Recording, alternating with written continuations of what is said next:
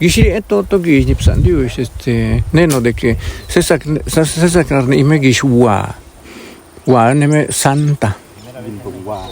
Esta planta es una planta sagrada porque tiene sustancias que nosotros no hemos sabido y que los antiguos sí supieron, dicen que hasta curaba. Entonces gishiri para no sagrado leo. Todo gish invito bai. Porque invito pues ni me invito santo. Personas que lo supieron manejarlos, saber todas sus sustancias que tiene, hasta llegaron a curar personas con esta planta.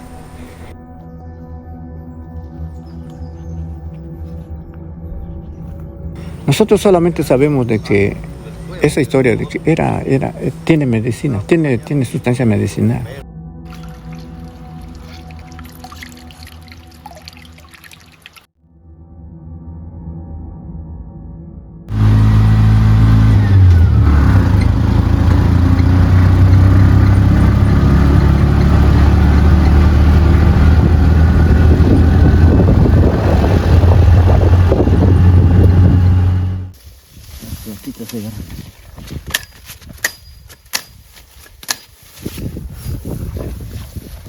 Esta planta es la planta del añil americano, considerando que a este continente le llamamos ahora América.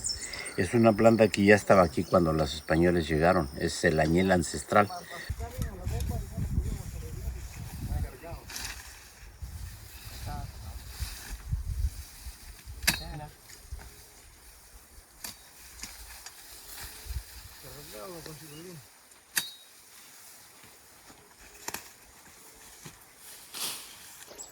Cuando nosotros supimos la historia del añil nos convino, nos gustó porque había mucho vestigio de que se trabajó muy antiguamente.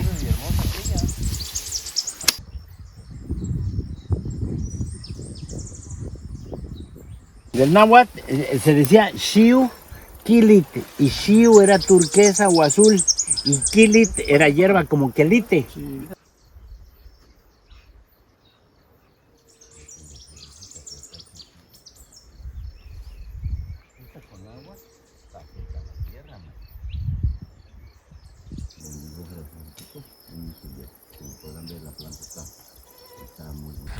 Sin ver,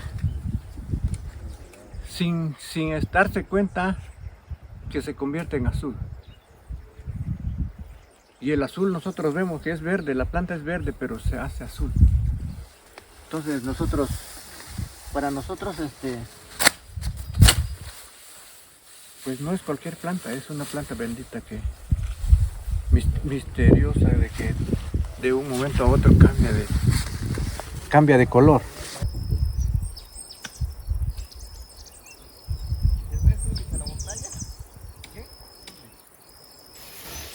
Y somos nosotros con estos chamacos, mis hijos, somos los que no los hemos dejado. Desde el 83, 84 que yo estuve trabajando confinado a mi papá y no lo hemos dejado.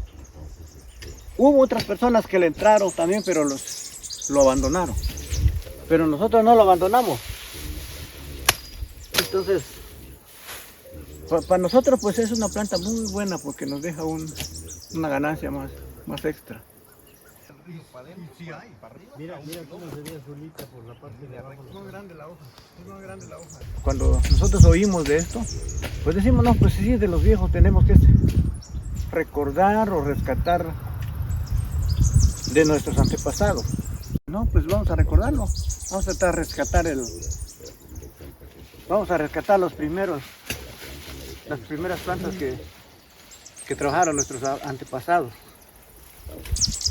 Ellos trabajaron, los primeros trabajadores de la tinta, ¿sí? Trabajaron esto que es el nativo de acá, la planta nativa de acá.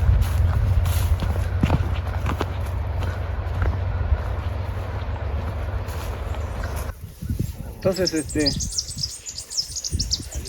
por eso están las pilas, por eso los cuentos de los viejitos, ¿no? Pues Era un trabajo extra que les dejaba.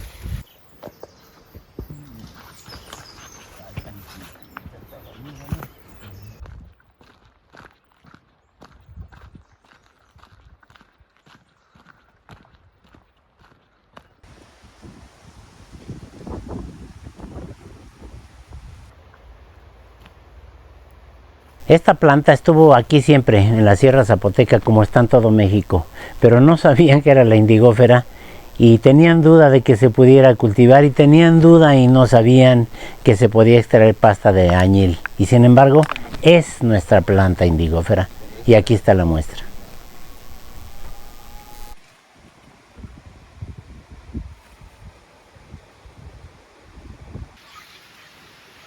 Van a cargar esta donde estoy sentado, ¿verdad? No, sí.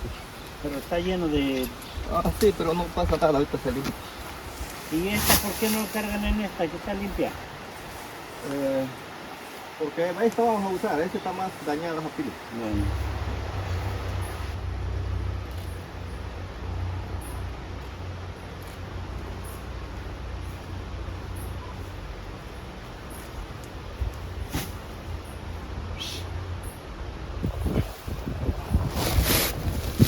Por eso lo puse aquí por la sombra. Ajá.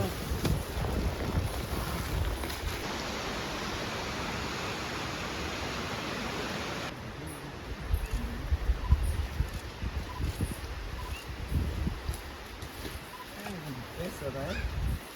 Amarillo.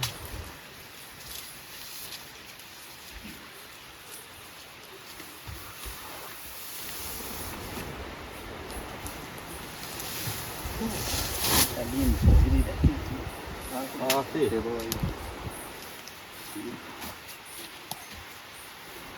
¿Vas a sentar tu jugo, pa? ¿Vas a sentar tu agua?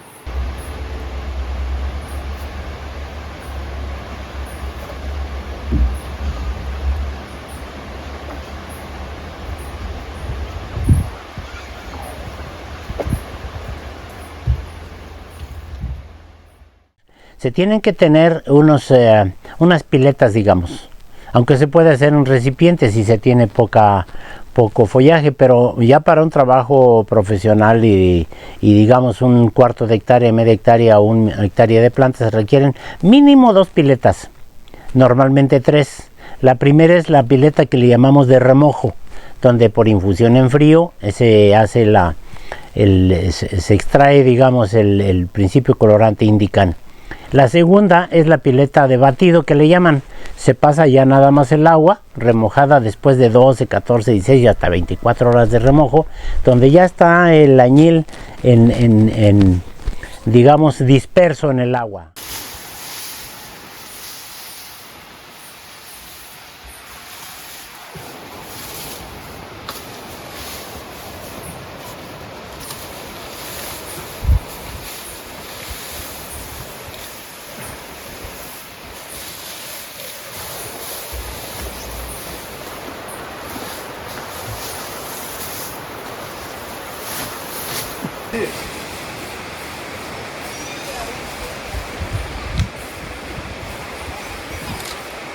Mucho pelo. ¿Y quién es el chicuelo? Dile a mi niño. A ver, echa un poco de arena y dale una... Con arena lo lavo.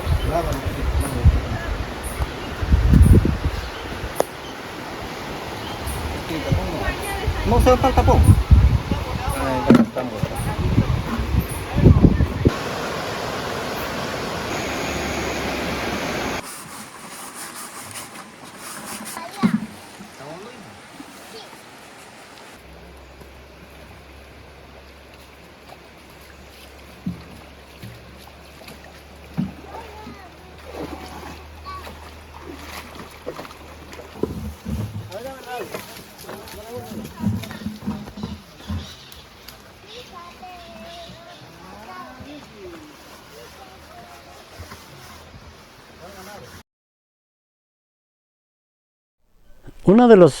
Uno de tantos procesos que tiene el añil para llegar a pasta es obviamente el remojo de de la planta. Es una infusión en frío, aunque no tanto en frío, porque en los lugares donde se hace la extracción estamos hablando entre 30 y 40 grados centígrados. Entonces el agua está relativamente tibia y normalmente tiene, como ella, tiene tantas variables que por eso se remoja, digamos, en una pileta, para que en infusión en frío pueda soltar su principio colorante, el famoso indican, que es el que está contenido en todo el follaje. Entonces el remojo normalmente se hace en la noche para al otro día pasarlo a la otra pila de batido y seguir el proceso de precipitación hasta llegar a una pasta. Pero ese remojo puede ser, depende de la temperatura del lugar, desde 12 a 14 a 16 hasta 24 horas se puede llevar ese proceso de remojo. Pero es sumamente importante y uno de los tantos pasos que tiene esta maravillosa planta para convertirse en pasta.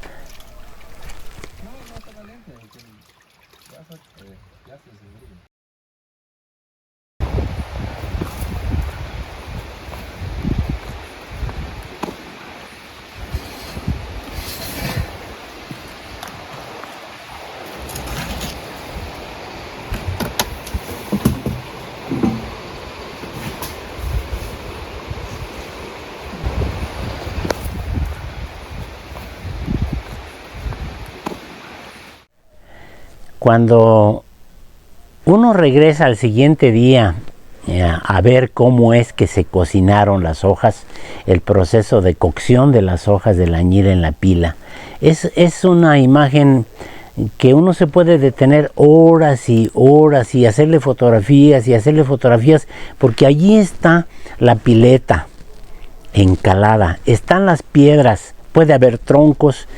Esas piedras tienen el objetivo de darle peso a la planta para que no flote. Y después ese burbujeo y ese tornasol en diferentes tonalidades que se puede ver en el añil ya cocido es indescriptible.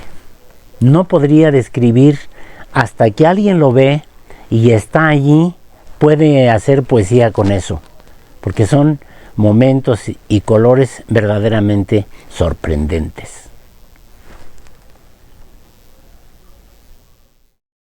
Entre todas las cosas y las emociones que provoca ver la espuma del añil en la pila donde se está cociendo, al otro día cuando te vas a asomar, una de las emociones es esa sorpresa indescriptible de ver lo que mucha gente llama mágico, o que muchas veces se puede ver como una reacción química, pero a final de cuentas, esa espuma atornasolada no se puede describir hasta en tanto uno no la vea y la sienta, porque el añil se siente. Uno puede estarse extasiado tomando fotografías, observarla durante largo tiempo, meter las manos y sacar esa espuma y verla en el rostro, es verdaderamente extraordinario. No tiene otra palabra cómo se puede describir.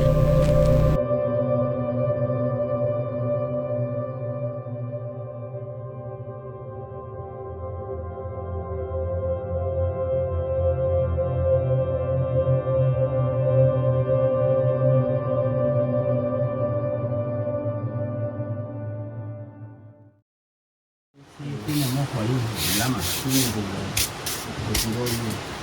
Vale.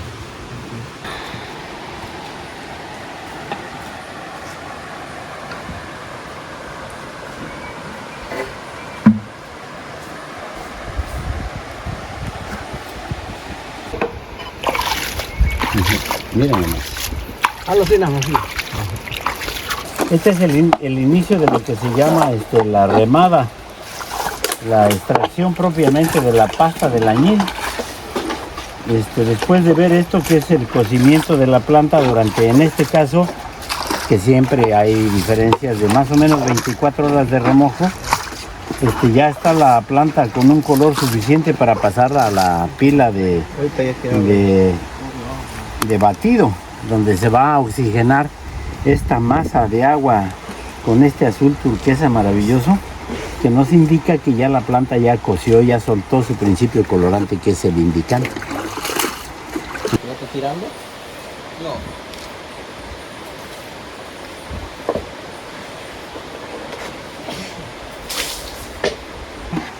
que ya se puede pasar a la pila de batido para oxigenar y sintetizar el Indican. Aquí lo que se está haciendo es abrir el bitoque o el tubo que conecta la pila de cocimiento, de remojo, con la de batido. Aquí es donde se va a batir, como se podrá ver, ya hay espuma de la primera que salió. Entonces aquí están pasando el agua, donde debe de estar el añil ya hecho de remojo en frío, infusión en frío, y ahí sale un agua de color verde turquesa. Ya contiene el añil y como podrán ver, a la hora de que azotan la pila, empieza a formar una espuma azul, que es producto de la primera oxigenación del agua. Mira, esta agua tiene así a contraluz un color tornasol, entre amarillo, verde y azul.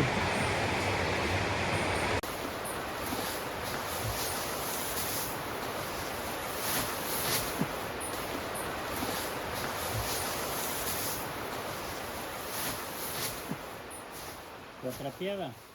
Sí. Ahora si ya lo tienes en tu mano, más hay que aventarlo más allá para que lo lleves a persistente, sistemática y rítmica. ahora te lo estoy vendiendo, no creo que el agua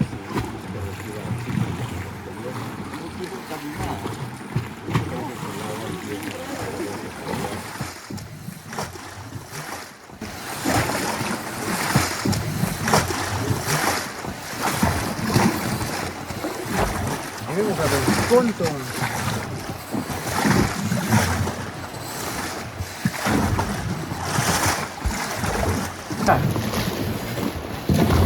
Lo que importa, lo que trabaja es el oxígeno.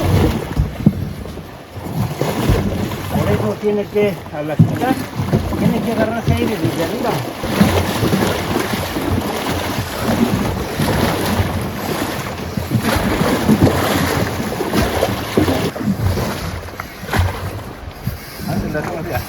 Sí, hasta que pegue allá.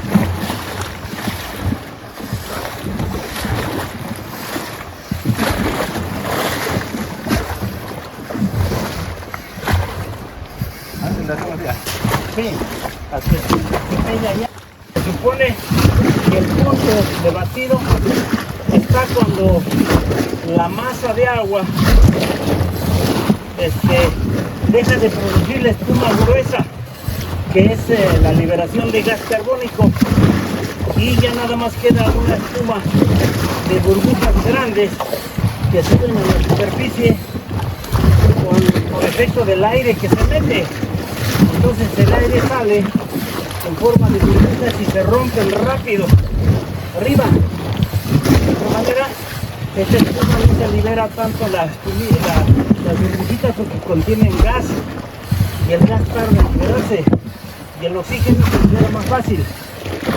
Al aire, y como es puro aire, se revientan rápido, y el gas no, se va liberando poco a poco en forma de espuma, se va acumulando la espuma.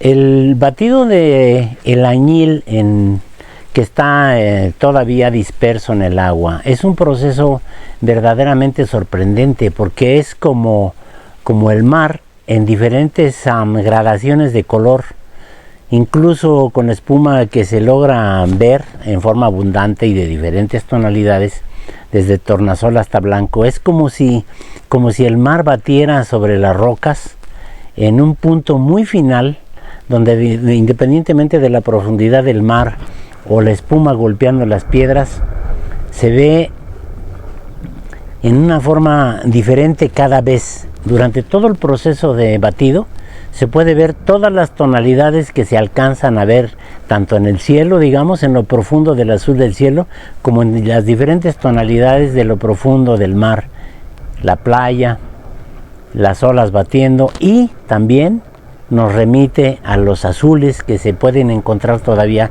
en los sitios arqueológicos de nuestras distintas culturas. Ese es lo extraordinario de todos los procesos del añil.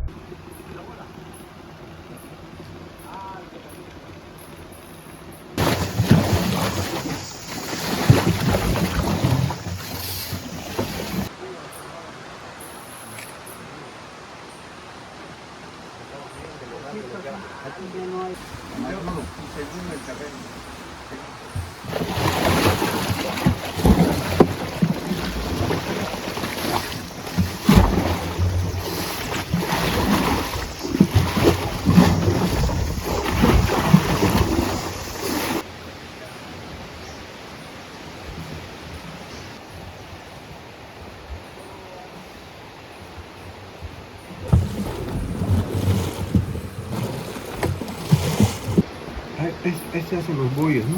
Este lo llaman bollo, cuando se parte así.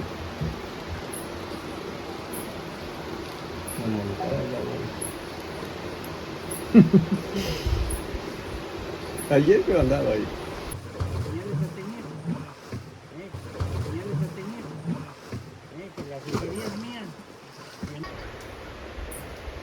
Arriba hay más. Mira. Ahí está la flor. Este es el fruto que se utiliza como cuajo para precipitar la tinta al fondo de la pileta. Es cuajatinta, y la frutita aquí en forma local le llaman gulaber o gulavere. Su nombre botánico es Cordia dentata. En este caso son frutos maduros que producen un producto mucilaginoso, o sea, un mucílago, es un pegamento, que es lo que va a hacer la acción. Abre la bolsa, eso. Ahora sigue sacando otra, saca otra.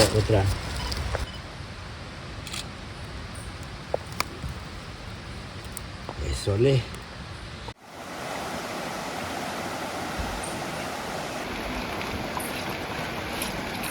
Sí.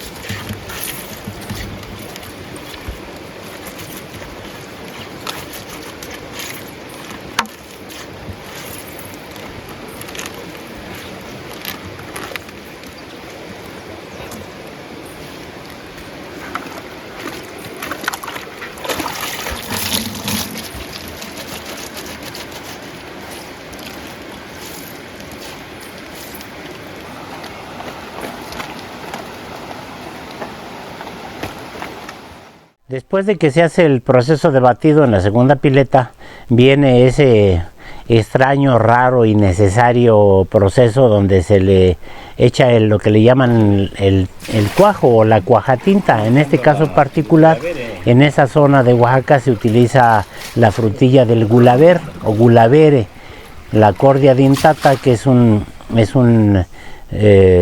mucílago, algo pegajoso que se le echa al agua una vez batida.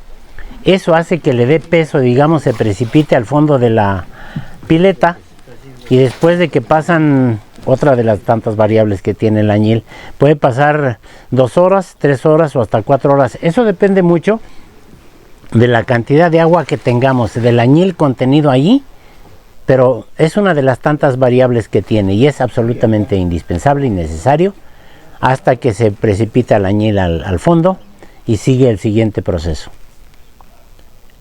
2 de 20, pero las 2 de 20 se pueden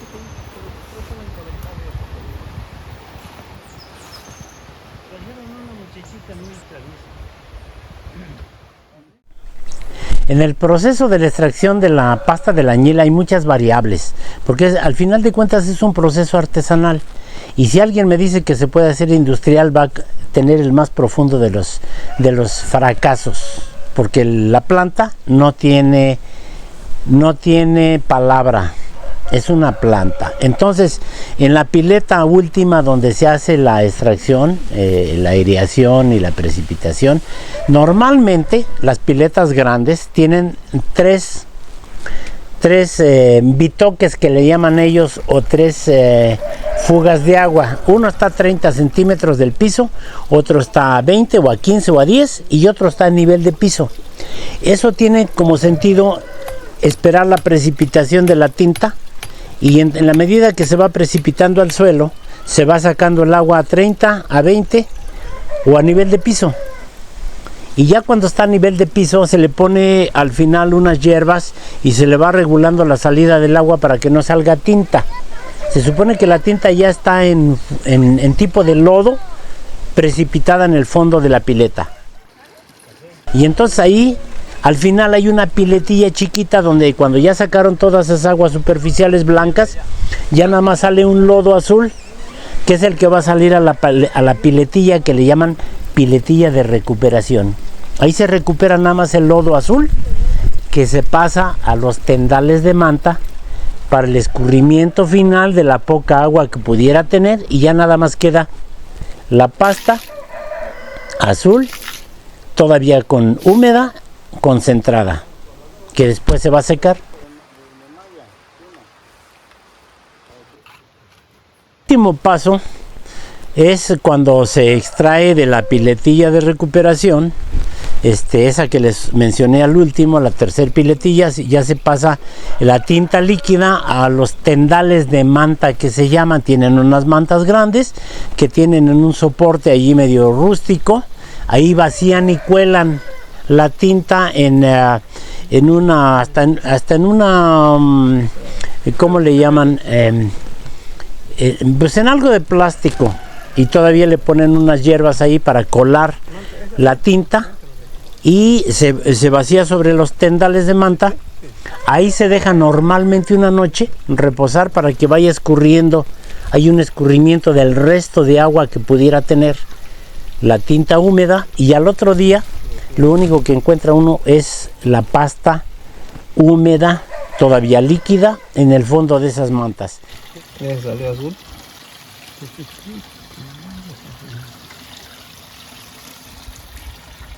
No, hay que tirarlo acá, sácalo acá.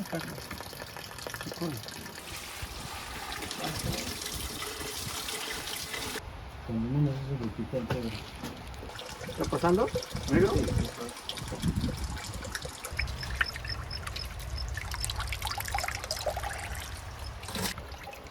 Está más gruesa la tinta. Porque aquí se vacía el morral y se pasa luego a la mano. Pasa y con hojas.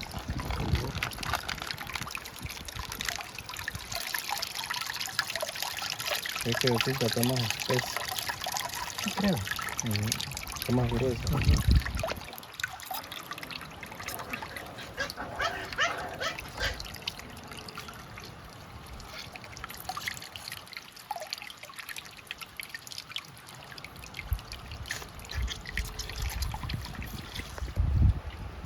Hay diferencia en esta tinta.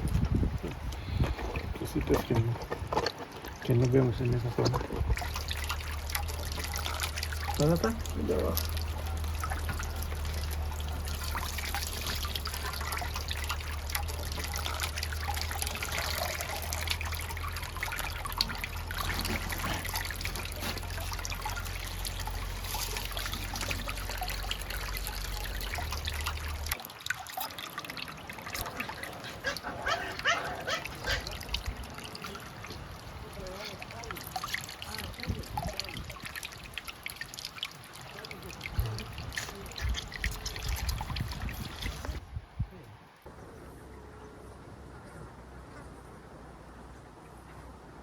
Abajo, aunque lo pise,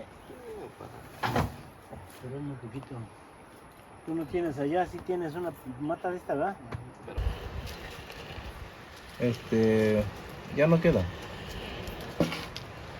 Al enjuague, ¿verdad? No, con el agua del río ya no.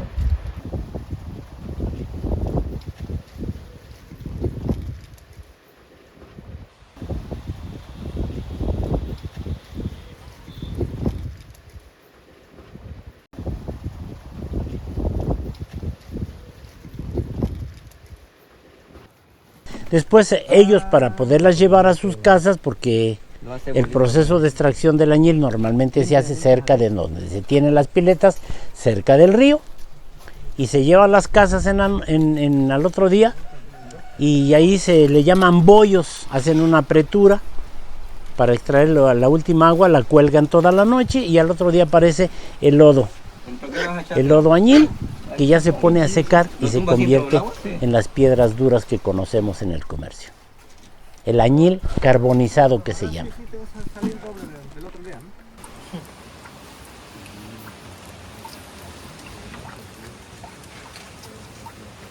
Mapache. ¿Tú llevas el mapache? Sí. Llévatelo luego. Ya ves que ya come. Sí, pero vamos.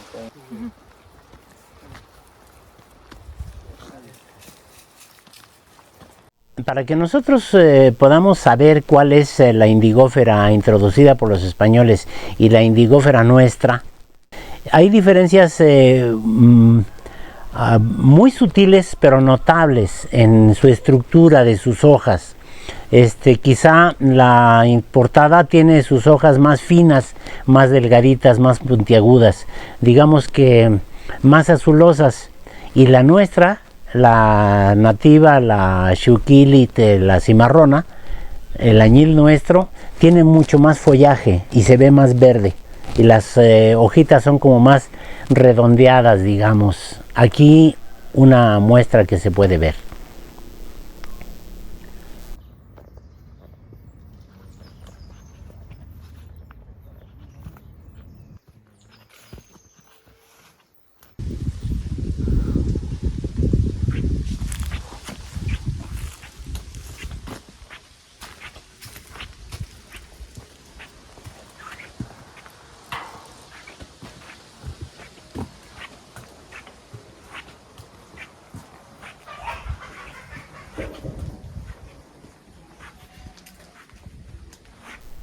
Estamos en el taller de Guedó. Este taller justamente en estos días está cumpliendo 35 años.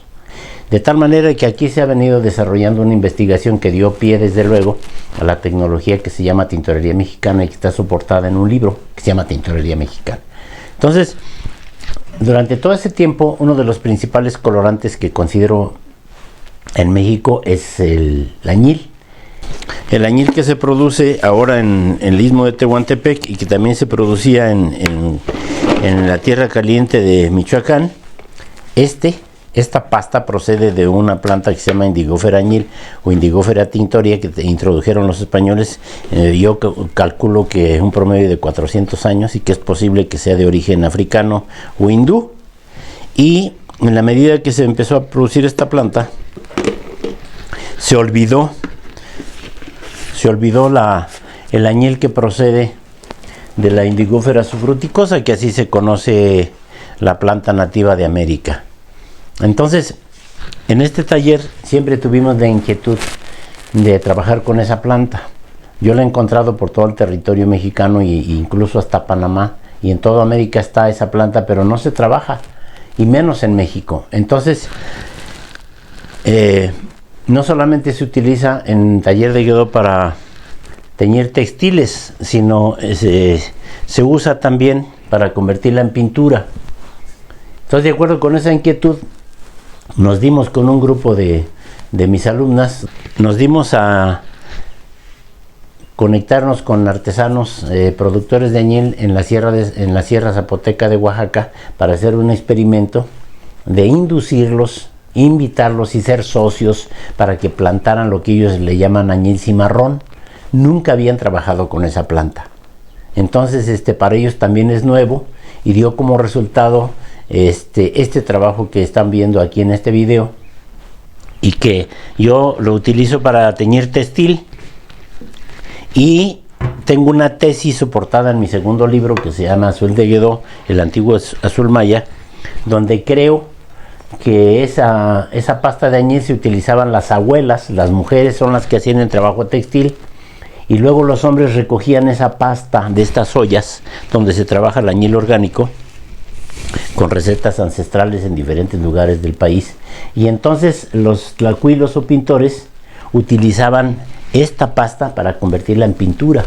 La pintura que ahora vemos como pintura arqueológica está básicamente en Bonampak, en Cacastla, Templo Mayor y en otros sitios arqueológicos, y esa pintura procede de la Indigófera subfruticosa.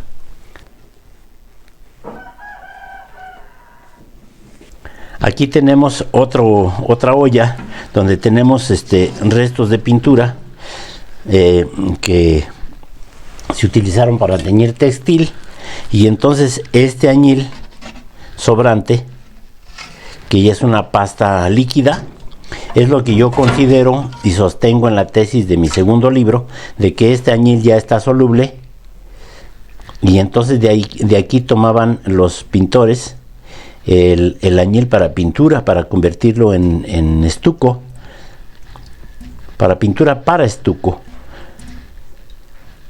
porque ya es un añil soluble.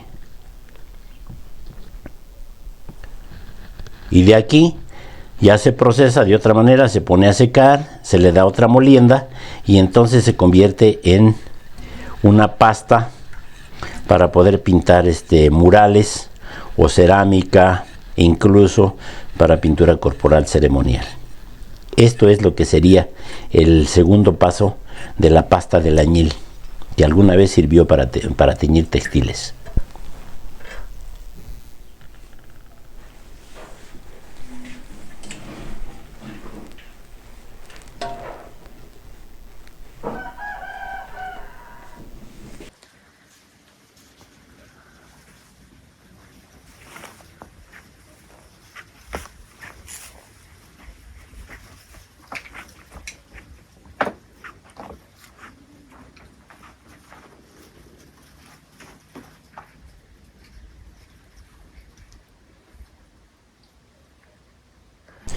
Digamos que la segunda parte de la utilización de la Indigófera subfruticosa, que es el objetivo de Taller de Guedó, es demostrar que todavía es factible utilizar ese añil como se hacía hace 500, 600, 700, 1200, 1500 años, y quizá hasta los olmecas.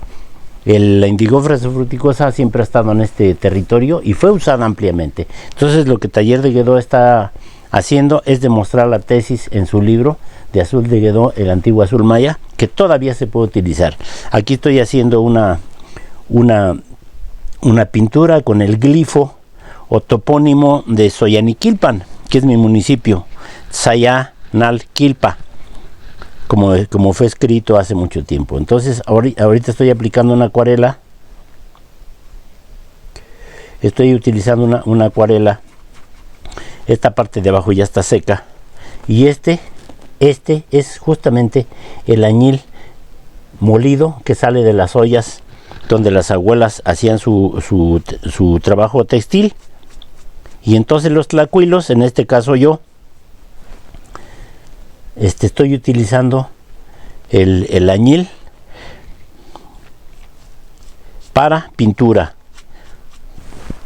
Aquí tenemos una serie de pinturas que estoy preparando para una exposición que tiene que ver con básicamente todos los colorantes de origen orgánico, vegetal, mineral, que se utilizaban hace más de 1200 años. Y ahí, como podrán ver, en forma preponderante el azul en diferentes tonalidades.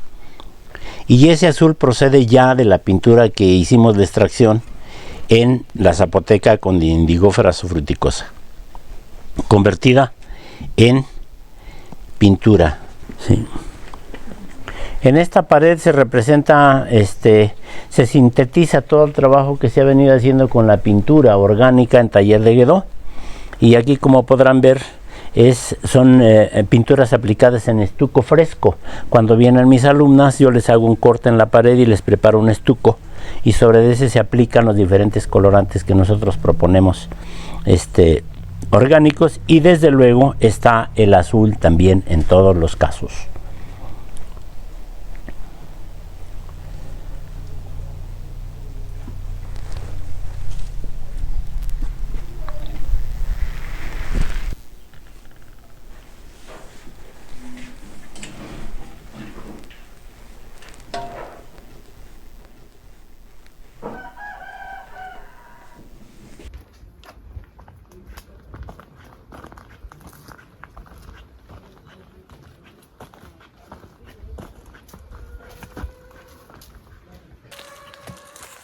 Ay, qué buena luz hay.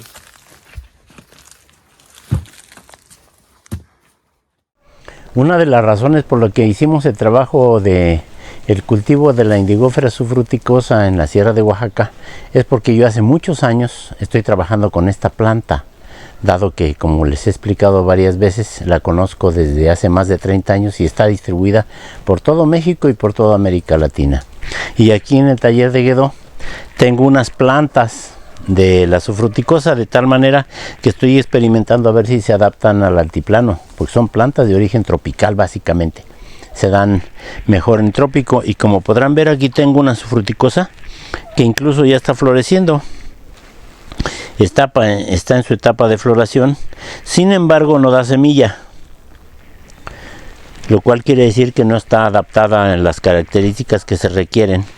Tengo una en maceta, como es esta, que está muy bonita, pero incluso el follaje es pobre y la floración es bonita, pero no da lugar a semillas. Y también tengo unas plantas que he puesto en el piso. Entonces estoy probando en diferentes lugares. Esto está en un invernadero. Aquí tengo una mata, dos matas de subfruticosa.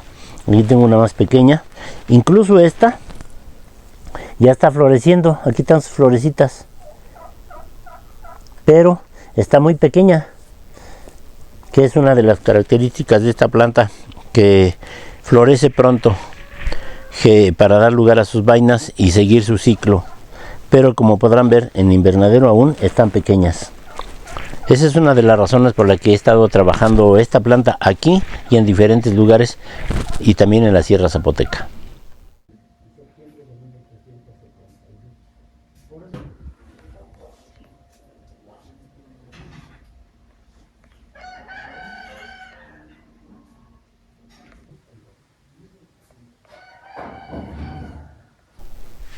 Soy la mezcla de uno y más colores, porque soy la mezcla de una y más razas.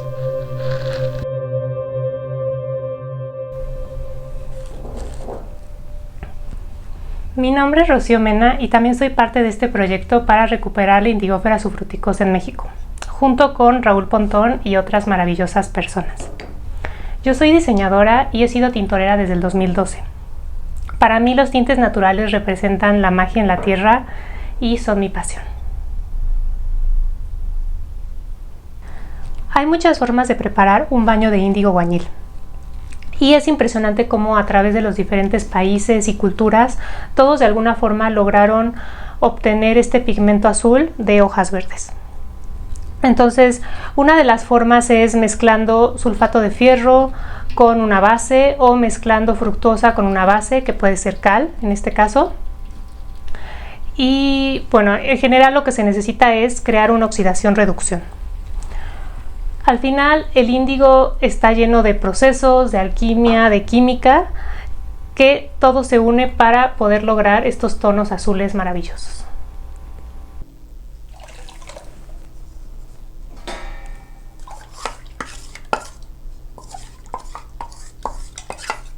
Aquí estoy mezclando todos los elementos para poder crear la oxidación-reducción. Y bueno, al final se empieza a girar de forma circular y empieza a aparecer una burbuja en medio de color azul, a la cual se le llama la flor del índigo.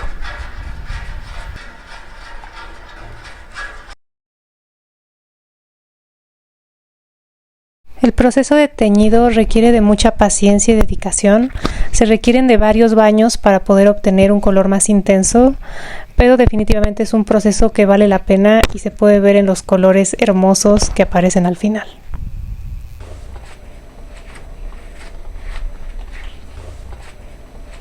Aquí se puede ver la diferencia, sale verde y se va volviendo azul.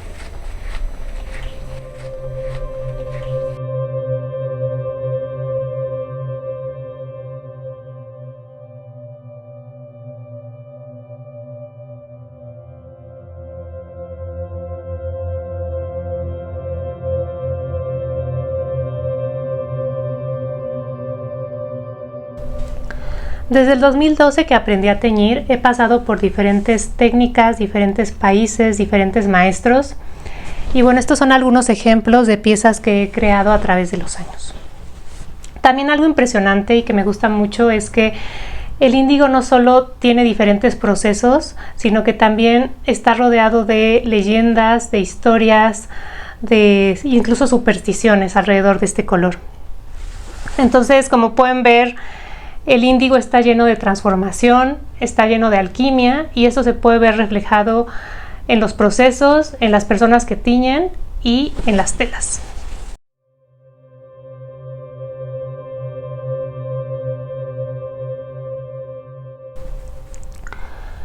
Para mí, una de las cosas más importantes es estar presente durante el teñido. Es estar tiñendo, observando, sintiendo cada color para después poder transmitir esto en la tela.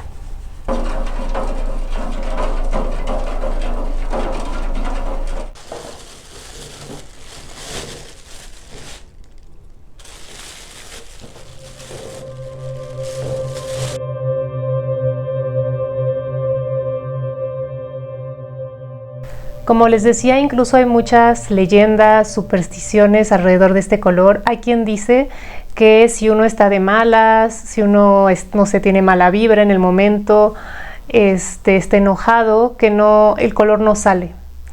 Incluso hay quien dice que las personas embarazadas o las mujeres que están en su periodo tampoco pueden teñir. Entonces, bueno, depende de la cultura, depende del lugar y depende la tradición. Pero sí hay muchísimas leyendas, historias y cuentos alrededor del índigo, y creo que es una de las cosas que lo hace tan especial y que nos une también a través de distintas culturas en el mundo. Aquí se mueve, mecida por el viento de la Sierra Zapoteca, la planta Xuquilitl, Choj y otros nombres nativos de nuestras diferentes culturas. La planta que a final de cuentas va a terminar siendo Indigófera subfruticosa como nombre botánico.